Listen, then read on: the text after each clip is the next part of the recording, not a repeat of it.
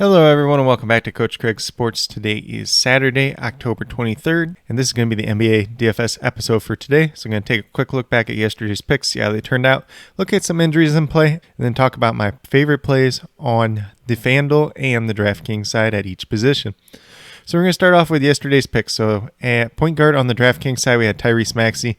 $5,300 was looking for 27 points out of him. He got to 23, so he was a miss, but he was a guy that wasn't completely terrible, but all he had to get was like another three-pointer and he would have paid off for his price tag. But unfortunately, that didn't happen.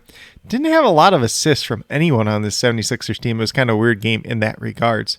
Then at shooting guard, we had the rookie Jalen Suggs, $4,000, only looking for 20 points out of him. He got to 37.75, so he was a major hit right there.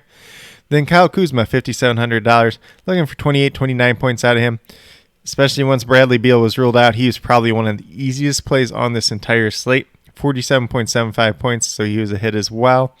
Then Tobias Harris, $7,200, looking for 36 points out of him. Got to 38.75, so he was a hit as well. And then last but not least, we had Christian Wood, $7,100, looking for 36 points out of him. He smashed with 59 points, so he was a great hit there. So we got 4 out of the 5 on the DraftKings side, so pretty solid day on the DraftKings side overall. If you played somebody a little bit different than Tyrese Maxey, if you were able to get up to Spencer Dinwiddie, you're probably sitting really pretty yesterday. Then on the FanDuel side, we had Jalen Suggs as well, $4,900, looking for 25 points at him. Got to 38.4, so he was a hit as well.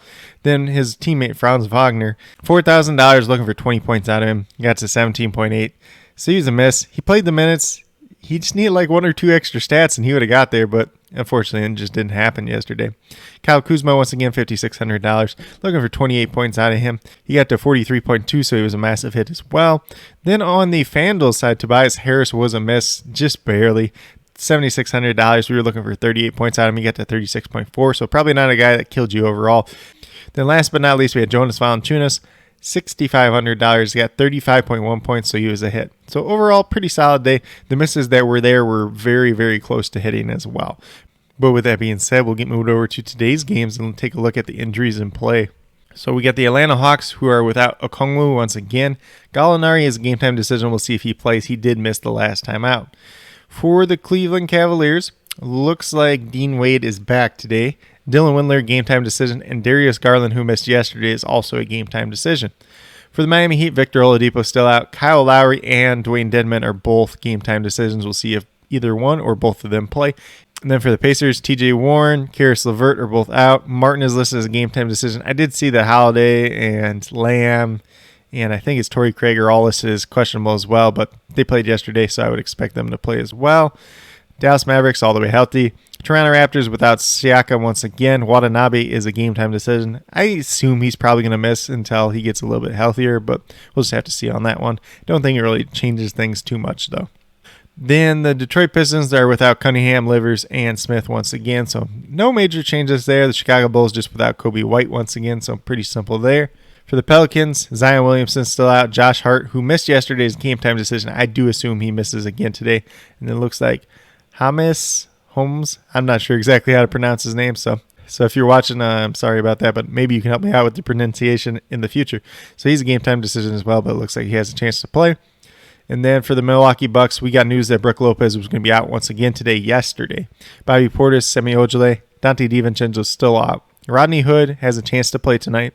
We'll see if he gets in there or not. Maybe he's a little bit of a contrarian play. Really haven't looked too much into his price tag yet at this point in time. Drew Holiday, we thought he might have a chance to play the last game, and it just didn't end up happening. So until we see him officially announced in the starting lineup, he's not anybody I'm really chasing. Plus, I think he could be on a minutes limit as well. Zach Collins is out once again. Kayuk is a game time decision, but it looks like he should be back for this one. For the Phoenix Suns, Dario Saric out once again. Landry Shamet is a game time decision expected to play, and he actually ended up playing last night, so not too worried about him. Then for the Portland Trail Blazers, Tony Snell game time decision. He had missed the previous 2 games so far this season. Then we move down to the Memphis Grizzlies. Dylan Brooks out once again, so it's essentially going to be the same lineup, same rotation that we saw last game out for the Memphis Grizzlies. For the Clippers, Kawhi Leonard and Preston are both out still once again. Johnson, Ibaka, and Batum are all game time decisions. Until I really see them ruled in, I'm pretty much expecting them not to play. Maybe Johnson gets in there, but I think Batum and Ibaka, I just assume they're going to be out at this point in time. Especially Ibaka, who has barely played over the last year and a half or so, it seems like. But without going too far down that rabbit hole, we get over to DraftKings and talk about my picks for today. So at the point guard position, we got DeAndre Melton, $3,800, looking for 19 points out of him. He got 31.5 points the last time out. I'm projecting him for 25 points at this point in time. I don't want to give him like a massive projection or anything like that. I think it's a pretty fair, modest projection. Then we got Tyler Hero, $5,500, looking for 27, 28 points out of him. He got 43 last time out. I'm projecting him for 30 points. However, if Kyle Lowry misses, it's going to be a bump up for him. Probably seeing him getting closer to that 32 to 33 point range. But he definitely has the upside for more, as we seen the last time out. Then probably the biggest misprice on the slate, Scotty Barnes. He played awesome last night. He's been playing solid. He's $4,000. You're looking for 20 points out of him. He's gone over that both times this season. Last night he was awesome. So Scotty Barnes is going to be somebody that you want in your lineup, somebody that's been playing over 30 minutes a game so far this season. And as long as that's the case, I don't see anything changing, and it's probably going to be the best play on the slate overall today. Then at the power forward position, we got Jaden McDaniels, $3,500. He was in the starting lineup last game for the Minnesota Timberwolves. You're looking for 17, 18 points out of him. Got 22 last time out. I'm projecting him for 22 points once again, about 28 minutes, so pretty solid play overall. And then last but not least, at the center position, we got Steven Adams, $4,600. He got 33 points last time out. He played a bunch of minutes. I don't expect him to play like over 30 minutes most of the time, but I'm still projecting him for about 28 minutes, 25 points. He's definitely paying off at this price tag. But with that being said, if you go with these 5 picks over on the DraftKings side, you have $28,600 left over, just over $9,500 per player. So you can definitely pay up for some studs on this slate. Paying down for some of these guys definitely gives you a lot of flexibility overall. But with that being said, we'll get moved over to FanDuel and talk about my picks over there as well. So I'm going to say this before I get started, but FanDuel is a lot more priced up today than DraftKings. There's not as much value, but there's still going to be some decent plays out there. At the point guard position, went with Lonzo Ball, $6,200. Looking for 31 points out of him. He's going to be playing the minutes. You know, if he's a fantasy point per minute producer, he's going to pay off for you at this price tag. Ended up with a triple-double last night. Not expecting that once again, but a solid game nonetheless. Then Tyler Hero, once again, $5,500. Looking for about that 27, 28 points out of him. On the FanDuel side, I'm projected for 29 points. You know, he could get up to 31, 32, 33, especially if Kyle Lowry is out in this game. So definitely a solid play on both sides. And then we got Pat Connaughton at small forward, $4,300. I do expect Drew Holiday to miss once again, so that's kind of playing into this as well. Looking for about 22 points out of him. I got projected for 23 points. Small forward was a little bit hit or miss today, so just went with a value play overall. Then at the power forward position, we went right back to Kristaps Porzingis. He's $6,800, looking for 34 points out of him. I got him projected for 35. Still, once again, these forward position today on the FanDuel side is a little bit tighter, but he just seems to be one of those guys who'll have a down game when everybody plays him, and then when everybody jumps off ship because he played terribly the game before, then he comes back and scores like 60. So hopefully that's the case today, and hopefully that works out. But I am projected for about 35, 36 points at this point in time, so definitely solid value there.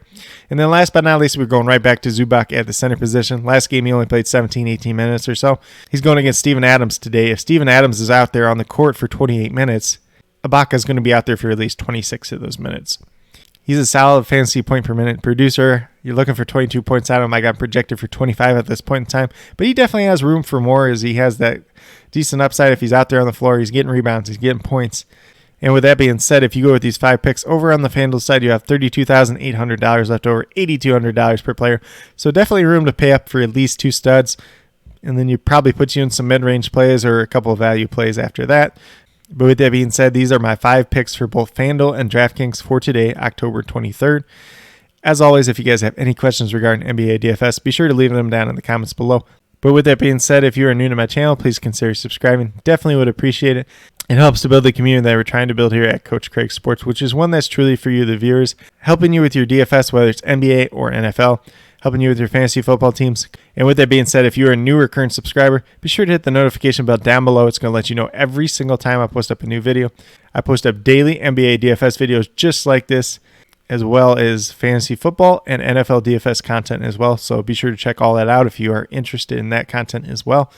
But with that being said, that's all I have for today's video. Hopefully you all enjoyed. And then last but not least, special little shout out to each and every one of you watching today's video. I truly do appreciate you taking the time out of your day to watch this video.